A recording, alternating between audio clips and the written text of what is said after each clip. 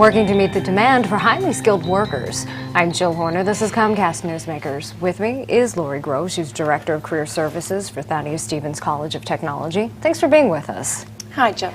Talk to us about what you mean by highly skilled workers and why there is such a demand at this point for these positions. Okay, first of all, a highly skilled worker is someone who is receiving hands-on training during their 2 years, let's say at Thaddeus Stevens. It's a 2-year associate degree program. So the hard skills, the actual skills they're learning in the classroom, but then actually working while they're learning. They're doing projects for companies. They're actually doing real live work.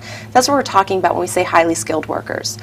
Now, why are they in such demand? Well, here's an example. Some of the types of programs that we have would be, let's say, your construction trades. We might have carpentry, masonry, electrical, plumbing, HVAC. Then we also have the other side. We've got welding.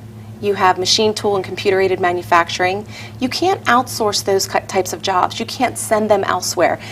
Let's say someone's HVAC unit in a company breaks down. It's got to be handled right then and there. So what's happening is companies are coming to Stevens, let's say, and say, hey, we need to hire 10 welders for this particular, let's say, time of year. There aren't enough students. There aren't enough students to fill the open positions.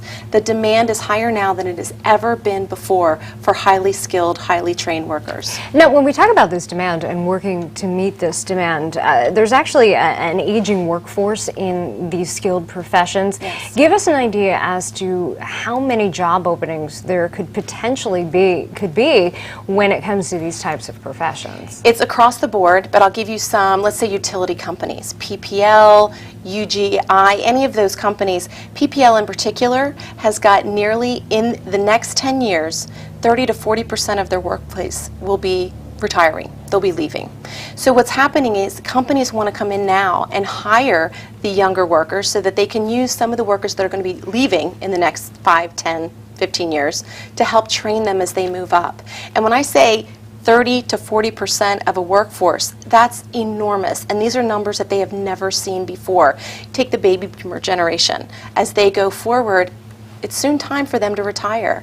And so we need to fill those positions. There has been a stigma on or against, if you will, blue-collar jobs, blue-collar workers. What does that mean? Well, really what we talk about, if you've ever heard of anything called gold collar, we're talking now that these are positions that you need training for. These are positions that you need to have a professional come and show you how to do them. You go and get trained.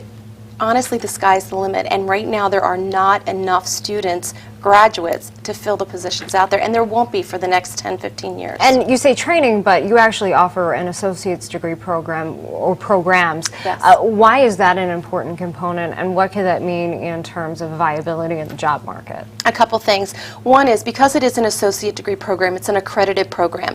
They're getting their hands-on training, their technical skills, but they're also getting some of the general education requirements so that if they do wish to, let's say, transfer into a bachelor program down the road, they can do that seamlessly.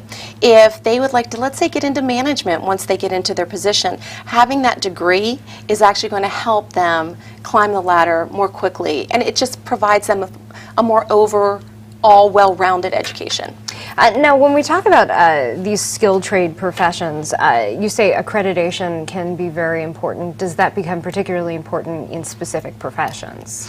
Not necessarily as far as the associate degree program. I think what's really important is that they are able then to take that degree and transfer it and add on to it at that point. If you're getting, let's say, a certificate, and many schools, including us, do offer some certificate programs, what you don't have there is the associate degree, the actual thing that's going to help you transfer into the next section. All right, thanks so much for being with us. Sure, you're welcome. We've been talking with Laurie Grove. I'm Jill Horner for Comcast Newsmakers.